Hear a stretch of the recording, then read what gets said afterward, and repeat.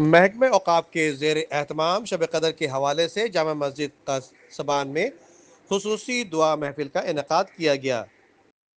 محکمہ اوقاف مذہبی امور زکوٰۃ و عشر سندھ کے زیر اہتمام شب قدر للیلۃ القدر کی بابرکت رات کی مناسبت سے جامع مسجد قصبان ایم جناح روڈ کراچی میں ایک پروقار محفل کا انعقاد کیا گیا۔ اس روحانی تقریب میں محکمہ اوقاف مذہبی امور زکوٰۃ و عشر سندھ کے مینیجر اوقاف south circle 1 Karachi Khan Atif, staff اور خادمین اور بڑی تعداد میں عقیدت مندوں نے شرکت کی۔ اس موقع پر جامع مسجد قصبان کے خطیب سہیل رضا امجدی نے شب قدر کی فضیلت اور برکات کے حوالے سے روشنی ڈالتے ہوئے ذکر و اذکار کی محفل سجائی، جس نے حاضرین کی دلوں کو روحانی سکون میسر کیا۔